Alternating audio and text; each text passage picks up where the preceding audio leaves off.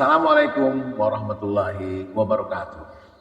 Selamat pagi, kembali berjumpa dengan saya Pak Jamil dengan podcast SMK YPD. Apa kabar kalian semuanya? Pada hari ini podcast SMK YPD kedatangan seorang tamu yang beliau nanti adalah sudah sering dikenal anak-anak di lingkungan SMK YPD. Oleh karena itu, ayo kita sambut tamu kita pada hari ini. Oke. Wah, ya. Selamat pagi Pak Edi. Selamat pagi. Apa kabar Pak Edi? Baik-baik saja, sehat. Alhamdulillah. Gimana kabarnya tentang sekolah sekarang?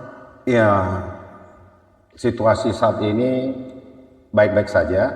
Dan siswa di tahun ajaran baru kita pun memang harapan kita lebih baik dari tahun-tahun semalam. Dan kita lihat memang progres itu sudah kita jumpai dalam 2 minggu terakhir.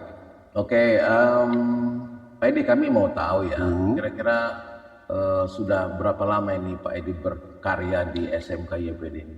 Ya, oke.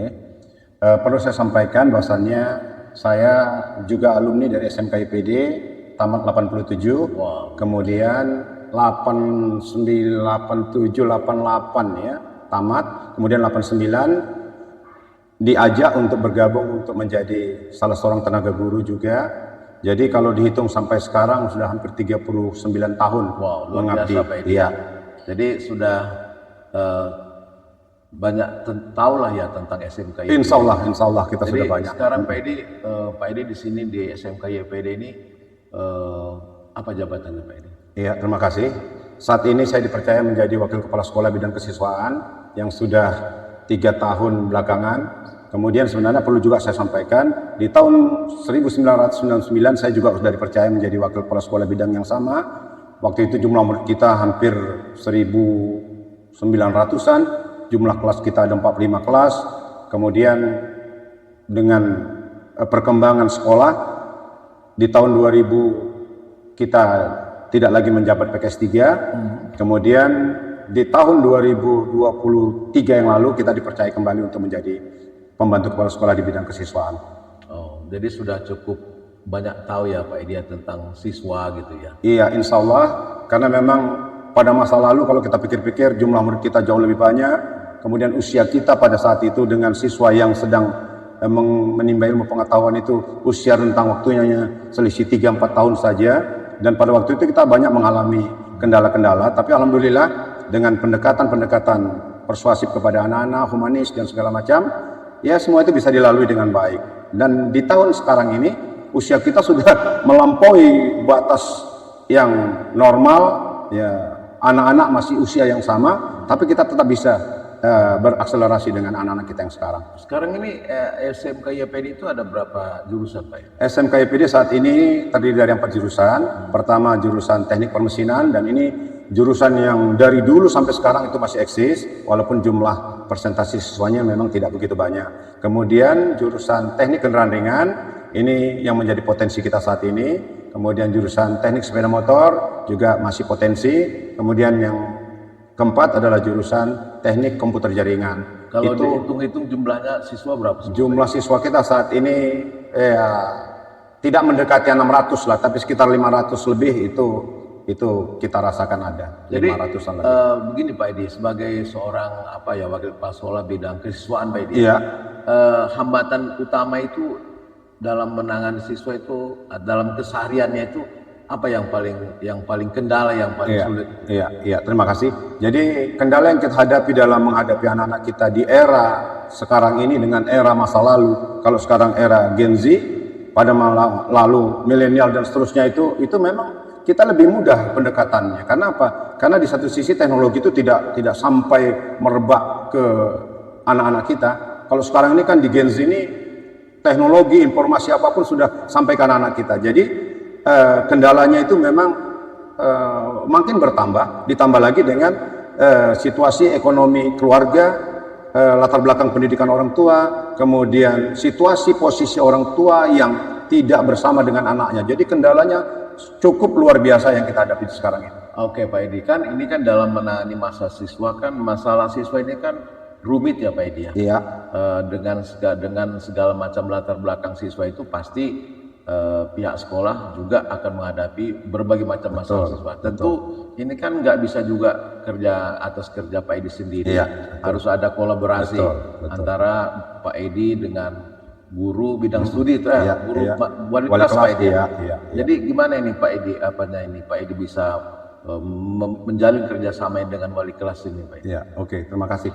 Jadi sinergitas ya antara kita semua struktur yang ada di sekolah, mulai dari pimpinan sampai dengan ke tukang kebun, ini memang harus ada sinergi karena memang dalam membangun kedisiplinan terhadap anak yang dengan latar belakang pendidikan orang tua, ekonomi, lingkungan dan segala macam, ini memang tidak bisa kita tangani sendiri. Dan saya sebagai wakil kepala sekolah bidang kesiswaan tidak bisa berlangkah sendiri, tapi saya berharap dengan wali kelas, guru mata pelajaran, guru bimbingan konseling, kemudian tata usaha, semua staf yang ada di lingkungan sekolah itu semua kita libatkan. Stakeholder yang ada harus kita berdayakan sehingga apa yang menjadi harapan dan tujuan kita itu bisa menjadi kenyataan nantinya.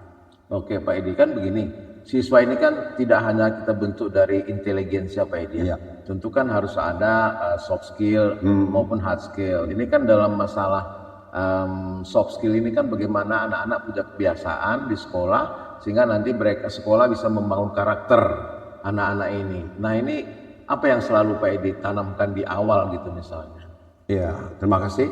Jadi untuk membangun karakter anak memang kita sendiri yang pertama kita harus memberikan contoh-contoh keteladanan, memberikan sosok figur, sosok-sosok orang-orang yang bisa menjadi inspirasi, bisa menjadi semacam motivator bagi anak-anak kita. Dan itu kita berikan keteladanan. Tapi yang kita berharap sebenarnya keteladanan itu harus dimulai dari rumah tangga, dari keluarga, dari ayah, ibu, kemudian kerabat dan seterusnya. Dan kita di sekolah pun juga selalu memberikan contoh-contoh keteladanan bagaimana supaya anak itu bisa menjadi baik, bisa soft skill dan hard skill bagus, itu memang harus dia lihat kondisi yang ada di sekitarnya. Karena kita berada di sekolah itu sekitar dari mulai jam 7 sampai dengan jam 15.30, ini adalah suatu waktu yang cukup panjang untuk mendidik karakter anak. Jadi yang perlu di sana adalah bagaimana keteladanan itu kita berikan kepada masing-masing anak. Walaupun memang tingkatnya pasti berbeda, karakter anak itu pasti berbeda, tapi kita setidak-tidaknya bisa memberikan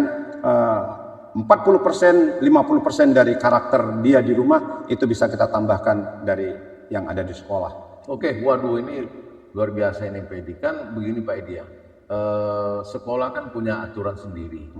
Dari sekian banyak aturan sekolah itu, mana yang ini paling sulit untuk Pak Edi terapkan sama anak-anak, misalnya bagaimana mereka bersopan santun, mereka hadir setiap hari, dari sekian banyak aturan ini, mana yang paling sulit menurut Pak Edi untuk diterapkan sama anak-anak dalam kehidupan hari-hariannya? Oke, terima kasih. Jadi yang paling sulit sebenarnya kita hadapi adalah masalah kehadiran, kemudian sopan santun, ya karakter, attitude ya Pak ya, attitude-nya itu memang terlalu sulit untuk kita. Tapi kita tidak pernah bosan, karena memang kita lihat di latar belakang pendidikan, orang tua, tempat tinggal, itu sangat mempengaruhi daripada karakter itu anak sendiri. Tapi kita di sekolah ini berusaha. Yang paling sulit itu adalah bagaimana menerapkan datang pagi, bangun pagi, melaksanakan ibadah, itu memang masih sulit. Tapi kita tidak pernah menyerah dan kita terus berupaya. Semua pihak, stakeholder yang ada di lingkungan sekolah kita terus akan berusaha mengingatkan, kemudian mengevaluasi sampai sejauh mana tingkat keberhasilan kita di setiap tahunnya. Jadi yang paling utama, yang paling kendala yang Pak Edi lihat dalam masalah penerapan disiplin. Disiplin. Kehadiran terutama. Iya, itu yang paling sulit, bangun pagi. Karena memang anak-anak kita ini mohon juga perhatian kepada orang tua. Anak-anak kita itu hampir 99% itu tidurnya di larut malam. Dengan alasan berteman, dan orang tua terlalu membiarkan. Pola hidup inilah yang membuat latar belakang kita menjadi lebih sulit untuk penegakan disiplin itu. Bangun pagi itu kalau dia tidurnya jam 12, jam 1, maka efeknya pasti akan terlambat bangun pagi. Dan itulah yang membuat kedisiplinan kita agak sulit untuk kita terapkan sesuai dengan harapan kita. Menurut pengamatan Pak Edi ya, selama ini anak-anak kan tadi sulit untuk selalu on time ya dengan kehadirannya. Kira-kira faktor yang Pak Edi amati apa ini? Apakah memang faktor orang tua atau apa ini? Ya, terima kasih. Jadi faktor yang dominan setelah kita evaluasi, kita melakukan penelitian ya berskala kecil, itu semuanya disebabkan oleh faktor orang tua. orang tua lebih banyak membiarkan anaknya untuk bermain di luar jam-jam kewajaran. Contohnya misalnya begini, anak tidak pulang jam 9 itu sudah menjadi kebiasaan, bahkan pulang di malam-malam tertentu sampai jam dini hari, dan itu menjadi budaya sekarang bagi anak-anak kita, khususnya di lingkungan sekolah kita. Tapi kalau kita lihat secara jujur, mereka juga bermain dengan anak-anak sekolah yang di luar kita. Intinya pola atau gaya hidup yang seperti ini memang sudah terjadi di mana-mana. Harapan kita bagaimana orang tua bisa mengawasi anak itu lebih ketat lagi, untuk kiranya masa pendidikannya itu bisa berlangsung dengan baik, sesuai dengan harapan kita tentunya nanti. Kan gini Pak Edi ya, di sekolah itu kan biasanya kan ada namanya apa ya, bimbingan konseling Pak Edi. Ya.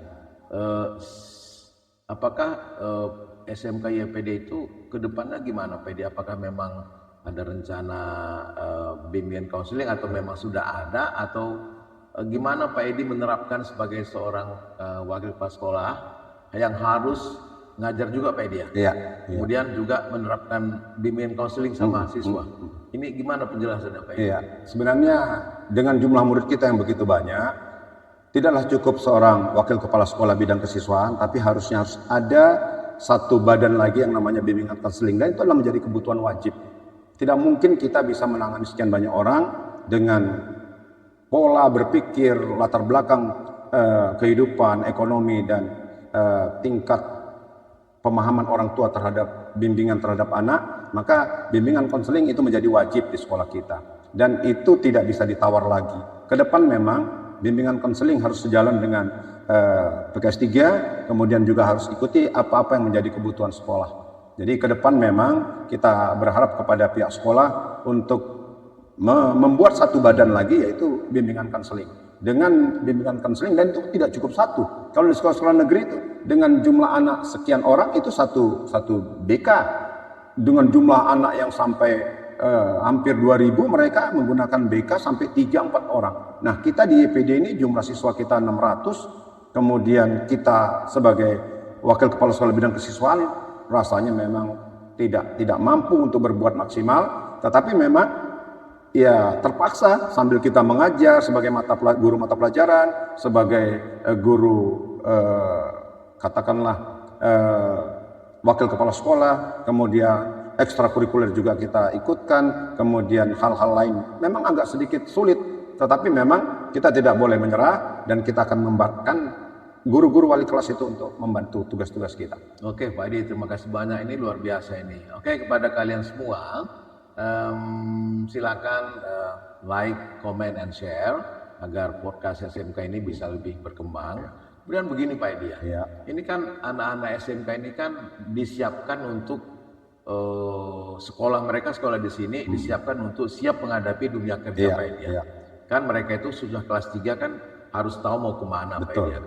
Ada nggak usaha-usaha sekolah Pak Edi, kalau misalnya seorang anak dari kelas 3, wah nanti kamu itu baiknya jurusan ini, kira-kira itu ada nggak itu Pak Edi? Iya, terima kasih. Jadi itu menjadi bagian yang tak terpisahkan dari perjalanan sekolah kita.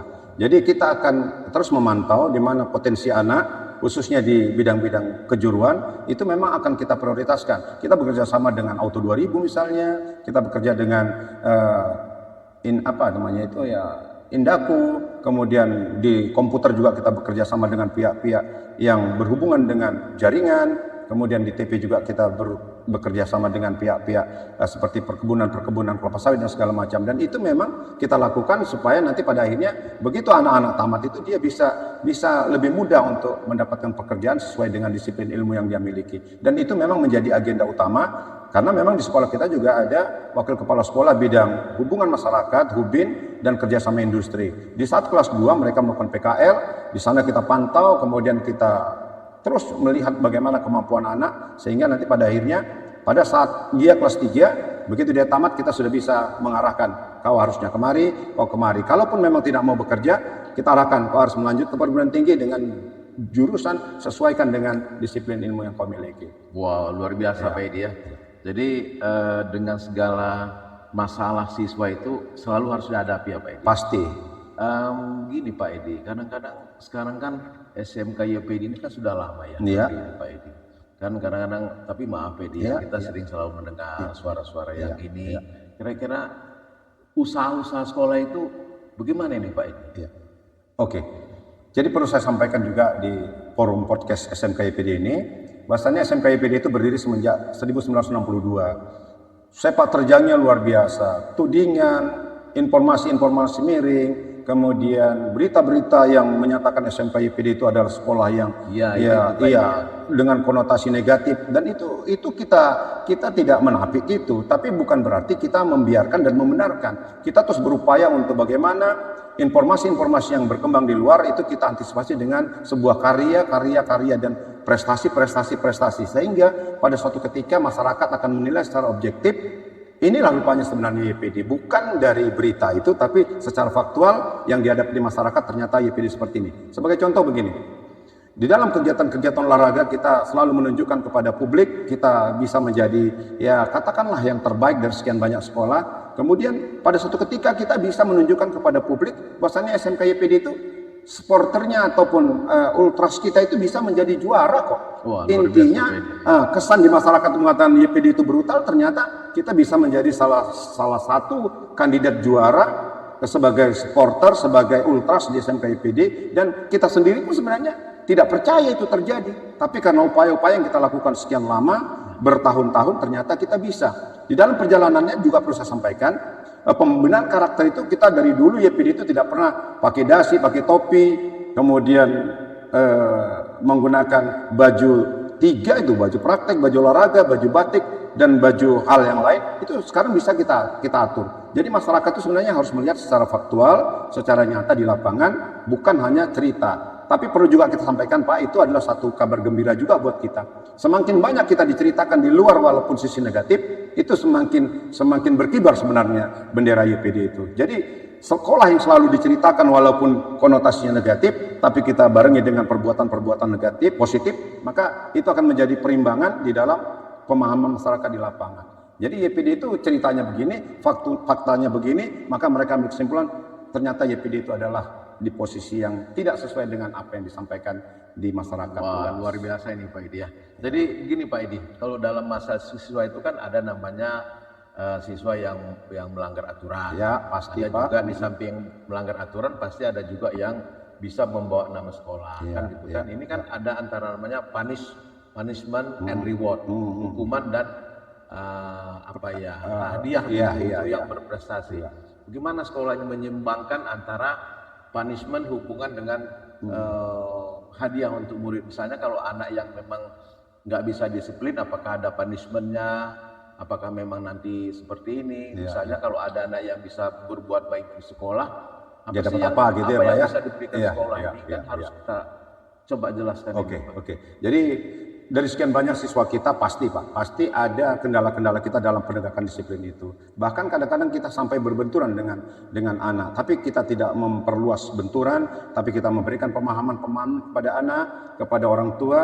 Yang kita lakukan ini adalah untuk kebaikan anak, dan ini adalah aturan-aturan yang harus kita lakukan.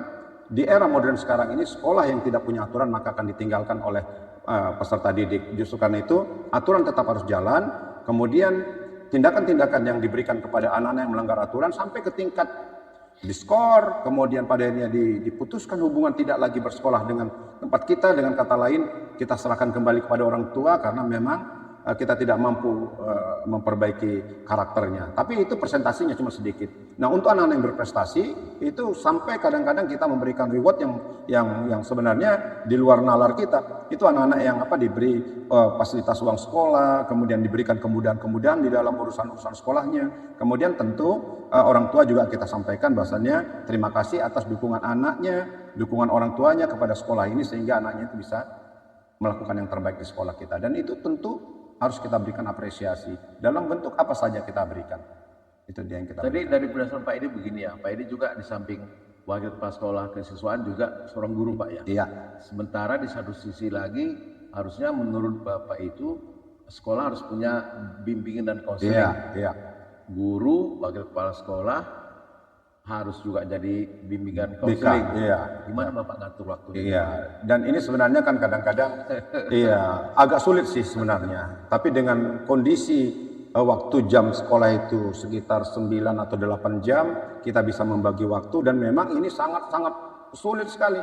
pertama dari segi kondisi kemampuan fisik kita sudah mengajar, kemudian ada problem di kesiswaan, kemudian kita harus berikan bimbingan konseling lagi kepada anak, dan ini memang sudah tidak sewajarnya, dan kita berharap sekolah ini harus memberikan sesuatu yang lebih sebenarnya, harus ada semacam apa ya, itu tadi reward juga untuk kita yang memang bisa bekerja dengan full time, dengan kondisi ya usia tubuh kita yang keterbatasan, ya termasuk suplemen gizi ini. Memang kita berharap dari pihak penyelenggara, dari pihak kepala sekolah juga harus memperhatikan itu.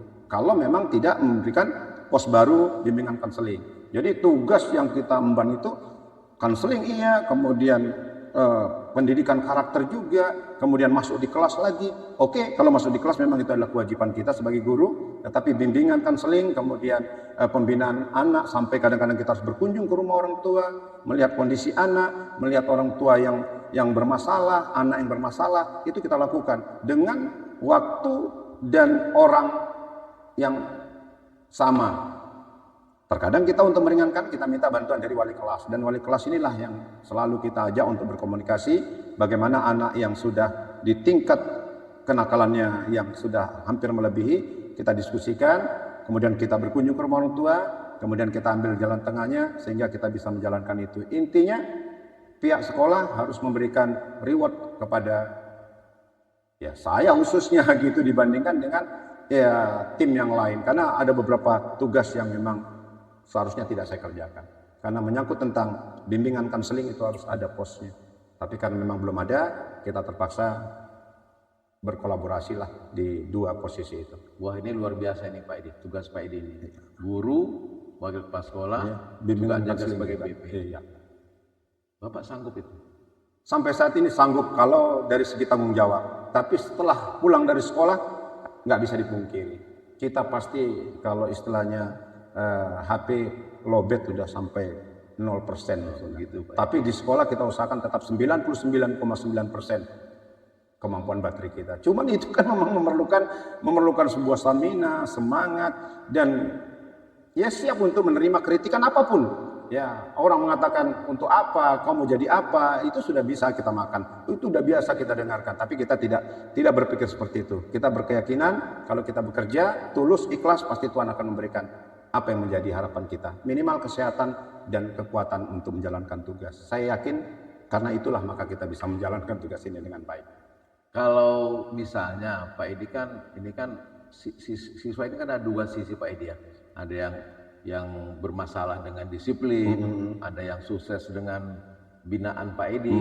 Seberapa sedih Bapak melihat anak-anak ini yang nggak bisa memenuhi harapan Pak Edi dalam untuk menerapkan disiplin? Iya. Dan itu memang menjadi menjadi PR kita, karena memang kita berharap setelah dia mendidik ataupun menerima pendidikannya di lingkungan sekolah kita di YPD ini, kita berharap dia itu kan setelah tamat dia berguna, dia bermanfaat, dan dia bisa membahagiakan keluarganya. Tapi memang tidaklah semudah kita membalikan telapak tangan. Ada juga beberapa siswa kita yang setelah tamat dari sekolah kita, dia tidak bisa juga membahagiakan keluarganya secara utuh, tetapi kita sudah berupaya. Itu memang sangat menyedihkan bagi kita.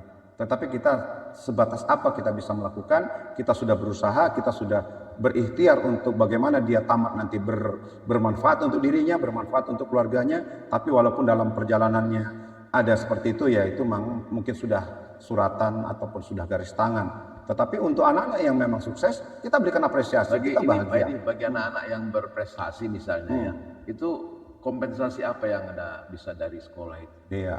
Nah, selama ini juga masih sangat-sangat minim sebenarnya. Anak-anak yang punya prestasi, yang membawa nama sekolah, kadang-kadang terabaikan lagi. Kadang-kadang terabaikan, karena memang tidak semua bisa terakomodir. Dan kita sebagai orang-orang yang menjadi garda terdepan di bidang prestasi anak-anak juga merasa miris sebenarnya. Tetapi memang mungkin kita masih melihat, memang itu baru kemampuan sekolah. Tapi yang jelas, kita sedaya mampu kita, semaksimal mungkin untuk memberikan apresiasi. Misalnya anak-anak kita yang terpilih menjadi anggota Paski PEMKO. Kita sudah berapa puluh tahun tidak pernah terlibat lagi di Paski pemerintah kota. Tapi 3 tahun terakhir kita sudah mengirimkan 2-3 menjadi anggota Paski. Yang menjadi kebahagiaan kita adalah mereka bukan lagi sebagai peserta untuk baris saja, tapi mereka sudah sebagai pelaku utama, sebagai pengibar bendera, sebagai pembawa bendera. Dan tahun ini ada gambaran lagi kita menjadi orang yang disuruh mengibarkan. Jadi ini sebuah kebahagiaan kita tersendiri buat sekolah, kemudian bagi kita semua guru-guru di sekolah kita ini, termasuk para alumni, ya ini berkat dukungan kita semua, doa kita semua, sehingga kita sekarang bisa lebih memiliki sebuah kualitas yang bisa kita harapkan. Dan tinggal harapan kita kepada pihak penyelenggara, dalam hal ini Yayasan Pembangunan Daya Bakti, kemudian kepala sekolah, terus berikan apresiasi kepada anak-anak kita yang berprestasi. Justru karena mereka lah kita akan dikenal di masyarakat dengan sebuah katakanlah mengkanter apa yang dibilang masyarakat sekolah begini, tapi kita kanter dengan prestasi anak-anak. Di bidang prestasi olahraga kita mudah-mudahan untuk Kota Tebing Tinggi masih diperhitungkan. Kemudian untuk hal-hal yang lain juga kita masih diperhitungkan. Karena pernah dalam suatu ketika begitu kita berkompetisi di sebuah turnamen Piala Gubernur Futsal, pada waktu itu kita habis main, menang, kemudian kita akan main lagi, akan bertanding lagi. Dan suatu ketika kita ketemu dengan SMA Negeri 1 Tebing Tinggi.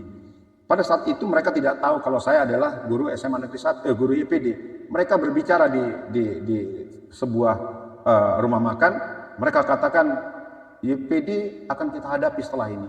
Maka jangan pernah gentar, tapi anak-anaknya semuanya gentar. Ini menunjukkan bahwasanya SMK YPD itu di bidang itu kita masih diperhitungkan, Pak. Jadi justru karena itu, kita berharap sekolah itu berikan apresiasi yang lebih. Kalau perlu ya digratiskan uang sekolah selama 6 bulan. Itu memang belum bisa kita realisasi, tapi saya berusaha terus mengingatkan pihak sekolah untuk memberikan ya semacam reward lah kepada anak-anak kita yang memang memberikan prestasi yang lebih kepada sekolah kita. Karena itu memang menjadi tanggung jawab kita. Walaupun memang itu masih sebuah keinginan, realisasinya belum, masih sekitar 30% yang bisa diakomodir. Wah, ini luar biasa Pak Edi ya. Baik, untuk kalian yang ingin tahu, saya pikir semuanya sudah jelas melalui penjelasan Bapak Edi Ashar sebagai Wakil Kepala Sekolah Kesiswaan Pak Edi ya. Iya. Mudah-mudahan bisa semua memberikan gambaran tentang bagaimana YPD sekarang dan ke depan. Apa sih yang diharapkan Pak Edi ini sebagai seorang kepala sekolah, Wakasek Kesiswaan, apa yang Pak Edi harapkan dari semua stakeholder yang ada di sekolah ini, baik dari guru, kepala sekolah, lingkungan masyarakat. Karena kan gini Pak Edi ya, membangun anak-anak itu kan nggak bisa satu orang Pak Edi ya. Harus ada kolaborasi semuanya, terutama lingkungan sekolah dan terutama tenaga pendidik dan kependidikan yang ada di lingkungan sekolah itu. Kendala apa yang selama ini Pak Edi ketemukan sehingga Pak Edi harus ya gimana ya, nggak bisa sempat ini, gimana Pak Edi? Oke, terima kasih. Jadi sebenarnya harapan saya ke depan SMK YPD harus menjadi sekolah, dan kita harus punya target di tahun 2027 setidaknya SMK YPD sudah menjadi sekolah PK, sekolah pusat keunggulan, dan ini menjadi target kita untuk menjadi sekolah pusat keunggulan. Karena apa? Semua sudah didukung dengan sarana prasarana, guru-guru yang memang berkualitas, guru-guru yang memang sudah disertifikasi dan sudah bisa dibuktikan dengan kinerjanya selama berapa tahun terakhir. Dan sampai dengan ini ada guru-guru kita yang sampai usianya sudah 60 tahun tapi masih mengabdi. Ini intinya mereka telah berkontribusi untuk membangun sekolah. Dan harapan kita ke depan, sekolah YPD itu menjadi sekolah yang menjadi idola, sekolah swasta yang menjadi favorit bagi semua anak, khususnya di bidang teknik, di bidang kejuruan. Walaupun memang ada SMA, SMK negeri dan segala macam, tapi kita sebagai sekolah swasta, murni swasta, dan kita punya keyakinan suatu ketika sekolah kita akan menjadi sekolah favorit di Kota Tebing Tinggi. Setidak-tidaknya kita mampu bersaing dengan sekolah-sekolah yang ada, khususnya sekolah negeri. Kita tidak pernah berbicara dengan sekolah swasta, karena sekolah negeri itulah rival kita sebenarnya. Kalau sekolah swasta, ya mereka harus menjadi rival kita. Tapi kita bukan rivalnya mereka. Ini perlu saya sampaikan, bukan sombong, tetapi ini bisa kita buktikan dari perjalanan kita yang selama hampir 60 sekian tahun kan sekolah kita sudah berdiri dari tahun 62 sampai saat ini. Nah, untuk itu memang harapan kita ke depan, mari semua pihak, semua stakeholder yang ada di lingkungan SMK IPD, ayo terus bangkit, tinggalkan sesuatu yang baik, tinggalkan prestasi-prestasi yang baik, sehingga pada suatu ketika nanti kita akan mendapatkan sesuatu yang baik pula dari Tuhan Yang Maha Kuasa. Karena memang dari segi finansial kita mungkin tidak cukup, dari segi penghasilan di sekolah kita tidak cukup, tapi karena kita bersyukur, kita bisa menikmati semua itu dengan baik, dan sehingga anak-anak kita, keluarga kita juga bisa menikmati dari hasil kerja kita. Kemudian suatu ketika nanti anak-anak yang kita didik ini berhasil menjadi orang-orang yang berguna bagi masyarakat, orang tuanya, dia bisa bahagiakan orang tuanya, maka kita secara tidak langsung pasti akan mendapatkan sesuatu juga, tentunya dari Tuhan Yang Maha Kuasa. Kita tidak berharap dari manusia, tapi kita berharap dari Tuhan Yang Maha Kuasa, pasti kita akan diberikan sesuatu yang bermanfaat. Intinya, doa-doa mereka kepada sekolah ini makin tetap bersinar, sekolah kita tetap berjaya, dan itu semuanya berkat doa. Perlu saya sampaikan juga, jumlah murid kita yang ada di sekolah kita ini kan semuanya itu kan berlatar belakang dari kakeknya, ayahnya, kemudian pamannya, sehingga sekolah kita ini menjadi sekolah Jadi yang sekolahnya di situ Pak Edi ya. Sekolah siswa ini memang sudah dari bapaknya. Iya. Bisa kita katakan ini adalah sekolah keturunan. Dan itu bisa kita lihat grafiknya. Dari kakeknya tahun sekian, tahun 90-an, tahun 70-an, kemudian kita lihat ayahnya tahun 2000-an, kemudian ini sekarang sudah anaknya. Anaknya bahkan ada lagi yang sudah tingkat ke cucu. Jadi memang kita tidak akan pernah kehilangan pangsa pasar. Jadi sekolah ini Pak, saya pikir sudah punya sudah mendapat kepercayaan.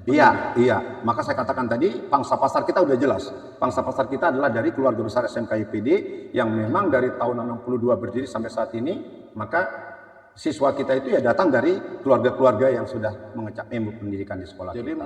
menurut pandangan PED ke depannya ini, apa yang sebenarnya harus dibenahi dari sekolah ini? Oke. Jadi yang perlu dibenahi adalah sarana, itu penting. Sarana di bidang praktek itu memang menjadi prioritas. Kita tidak usah memiliki gedung yang terlalu mewah.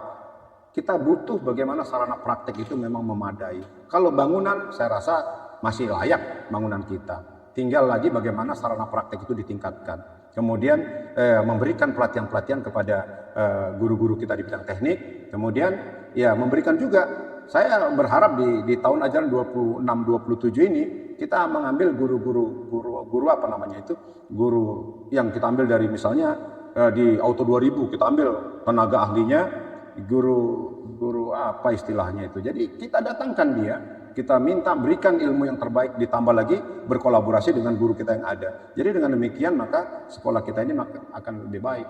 Jadi yang paling penting adalah sarana praktek itu menjadi harga mati sebenarnya. Untuk sekolah SMK, sarana praktek itu tidak bisa ditawar-tawar. Baik Pak Edi, jadi untuk pemirsa semua, baik orang tua, pemerhati pendidikan, anak-anak semua, silakan komen ya, komen, share, demi perbaikan sekolah SMK YPD ke depan. Jadi begini Pak Edi, sekolah itu kan sebaiknya kan harus ada branding ya. Branding itu begini Pak Edi, kalau misalnya seorang anak tamat dari SMK ini, SMK YPD ini, bisanya apa gitu, unggulnya apa itu. Misalnya kalau seorang anak tamat dari sekolah SMA sesuatu, itu jagonya itu, hebatnya itu di bidang kimia, teknik di bidang mesin, gitu. Jadi kira-kira ke depannya ini branding SMK YPD ini apa Pak Edi? Apakah seorang anak tamat dari sini sehingga nanti di masyarakat, wah kalau mau sekolah jago di bidang mobil itu YPD itu. Kira-kira ini branding apa yang Pak Edi harapkan ke depan dari SMK YPD? Iya, sebenarnya begini. Sekarang aja sudah kita mulai itu Pak. Branding itu sudah kita mulai saat ini, dan itu sudah kita bisa buktikan. Beberapa anak-anak kita yang melamar di sebuah lembaga-lembaga yang berkualitas, institusi pemerintah atau swasta yang berkualitas, itu kita bisa ikut berpartisipasi. Ya pada masa lalu misalnya seperti perusahaan Inalum itu kan hampir di tahun-tahun awal itu kan siswa kita, tapi itu masa lalu. Di masa sekarang ini kita berharap, karena jurusan kita adalah jurusan pendampingan, kita berharap di bengkel-bengkel besar seperti Auto 2000 itu siswa kita sudah bisa berkiprah di sana. Kemudian di Indaku siswa kita juga sudah berkiprah. Intinya begitu masyarakat melihat, itu anak dari YPD yang bekerja di sana. Di bengkel sana juga anak YPD, dan itu udah terbukti. Beberapa banyak anak-anak peserta didik kita yang sudah tamat itu bisa diandalkan. Dan yang paling dominan adalah menjadi tenaga-tenaga di bidang ahlinya masing-masing. Seperti kalau kendaraan ringan itu hampir di seluruh kota tebing tinggi itu tidak terlepas dari yang namanya anak YPD. Kemudian di bengkel sepeda motor resmi misalnya Indaku itu juga ada alumni YPD. Kemudian di bidang-bidang teknik komputer jaringan itu kita lihat hanya anak kita yang sudah berkiprah di dalam pemasangan jaringan, bahkan sudah ada yang menjadi pimpinan di salah satu perusahaan yang memasang jaringan itu. Ditambah lagi kalau untuk TP, kita banyak lihat anak-anak kita sudah banyak di perkebunan, khususnya pabrik kelapa sawit yang ada di wilayah Sumatera Utara dan sekitarnya. Dan hampir banyak siswa kita sudah berada di sana. Jadi brandingnya sekolah ini ke depan, anak-anak akan menjadi tenaga skill nantinya di perusahaan-perusahaan ya, sesuai dengan bidang dan perusahaan masing-masing. Oke Pak Edi, wah ini saya senang sekali Pak Edi mendengarkan penjelasan Pak Edi. Mudah-mudahan ini bisa menjadi pencerahan buat orang tua, anak-anak murid ya, untuk mantan alumni Pak Edi ya. Jadi kepada kalian semua yang pernah jadi belajar Pak Edi ya, kemudian alumni sekolah ini, ayo dukung kami agar bagaimana sekolah ini bisa ke depan. Dan terakhir Pak Edi, harapan Pak Edi ya, harapan Pak Edi kepada sekolah ini hanya 3 kata Pak Edi. Harapannya 3 kata kepada sekolah ini, apa ini Pak Edi? 3 kata Pak Edi harapannya. Jadi mari YPD bangkit, kejar apa yang menjadi impian anak-anak.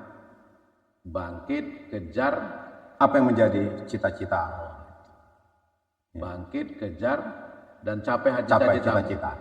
Oh itu Pak Edi. Wah senang sekali Pak Edi, ini sudah ketemu, sudah bicara panjang lebar tentang SMK YPD. Dan terakhir Pak Edi, apa sih sebenarnya cita-cita indah Pak Edi sama SMK YPD? Oh iya, terima kasih.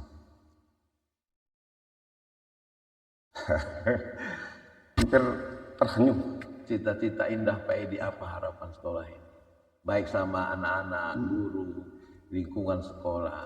Saya ini serius Pak Edi. Apa cita-cita indah? Saya sangat bercita-cita sebagai alumni, sebagai orang yang menginginkan satu ketika SMK YPD ini adalah menjadi sekolah yang paling dicintai.